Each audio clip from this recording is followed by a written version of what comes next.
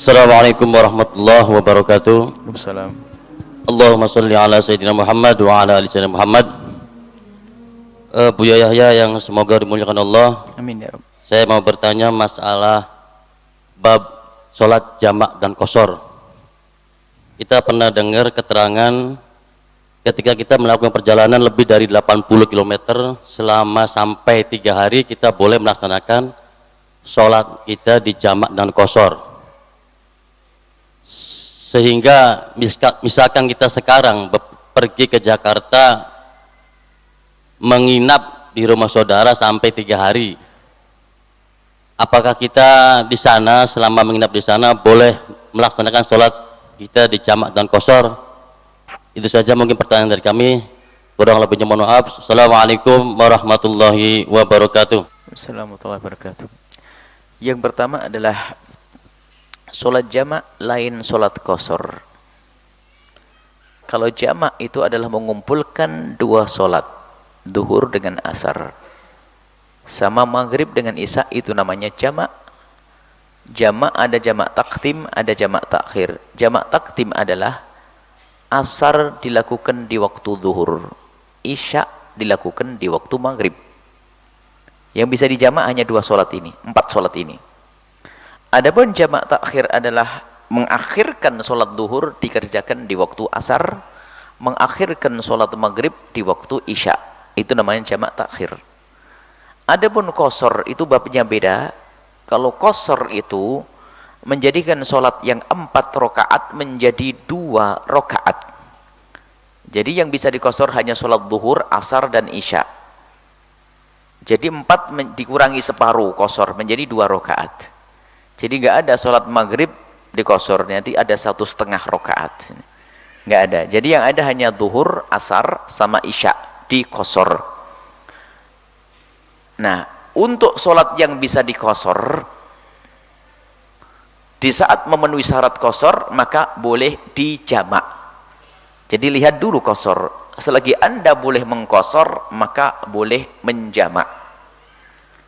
Yang boleh mengqashar itu adalah jika Anda melakukan perjalanan yang Anda tuju adalah tidak kurang dari 80 km dari tempat Anda. Tujuan Anda tidak kurang dari 80 km.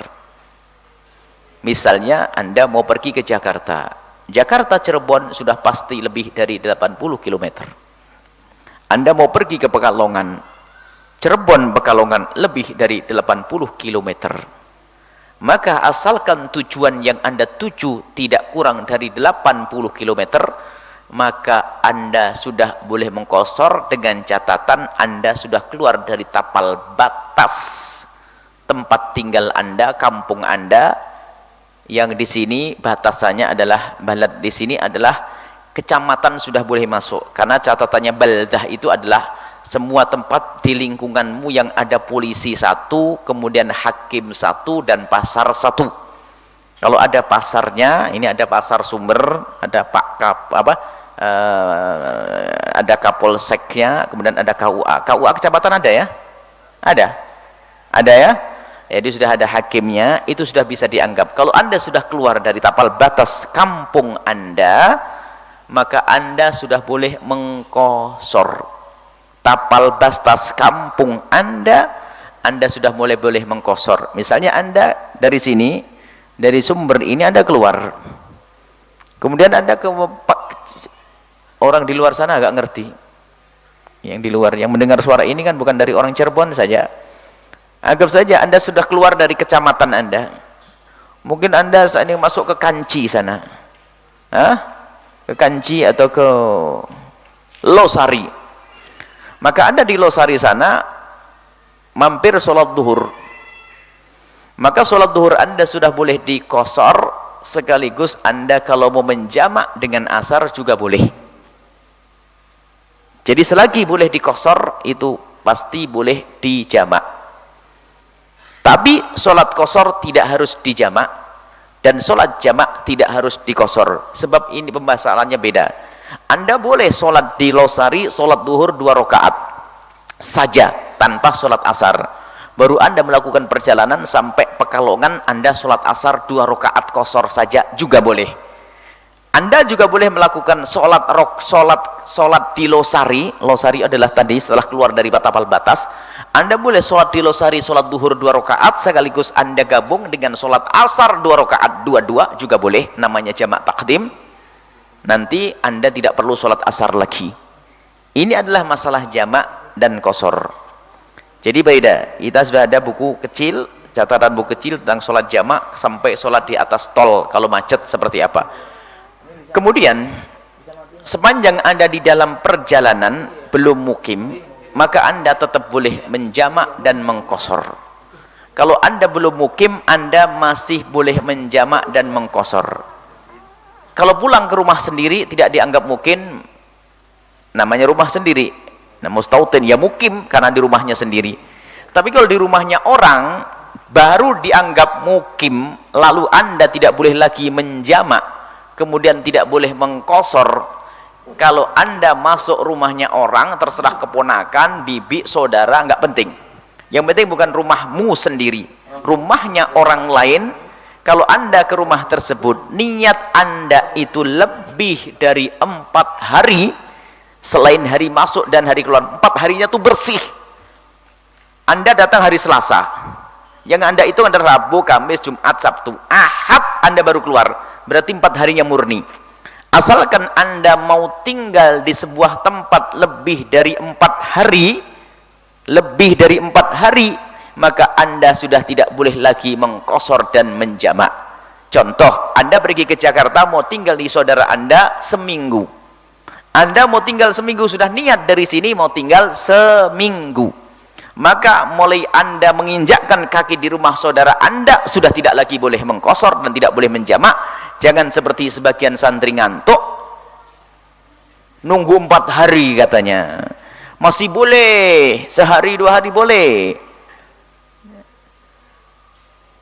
Nah ini, kalau selagi Anda sudah niat lebih dari 4 hari, maka mulai Anda menginjakkan kaki di tempat tersebut, sudah tidak boleh menjamak dan tidak boleh mengqasar.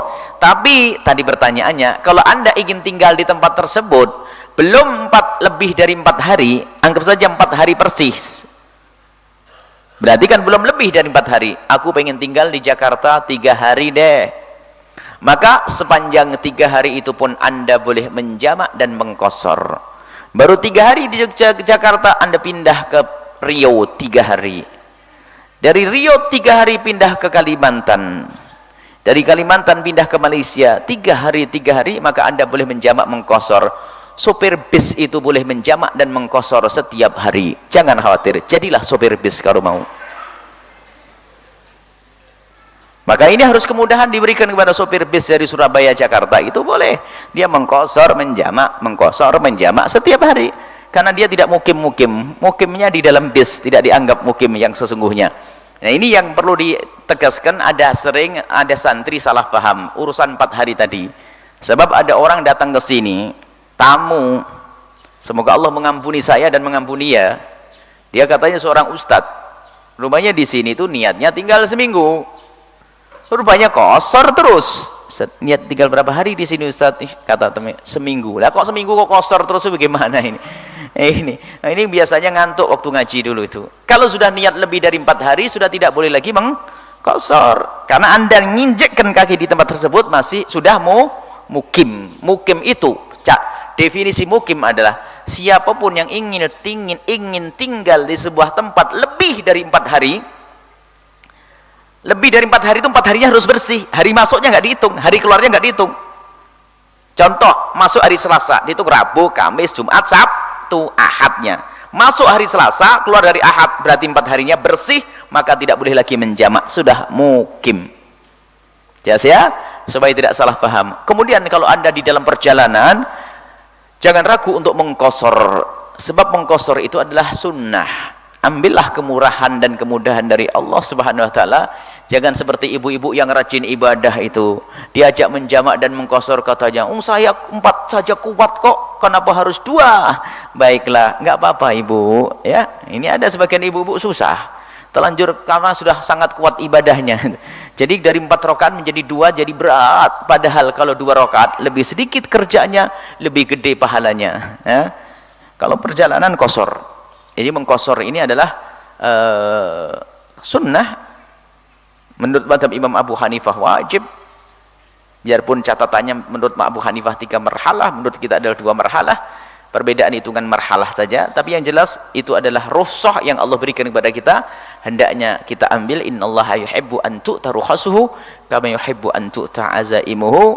Kemurahan dari Allah itu senang kalau kita ambil. Allah senang kalau kita ambil kemurahannya. Dan kalau begitu ibadah nyaman. Jadi orang ibadah tidak, karena kalau kita dalam bepergian itu macam-macam, mulai dari waktu perjalanan, kemudian rasa capek, kemudian kesempatan, ini macam-macam. Alhamdulillah Allah yang Maha Kasih memberikan syariat kepada kita, syariat jamak dan syariat qasar.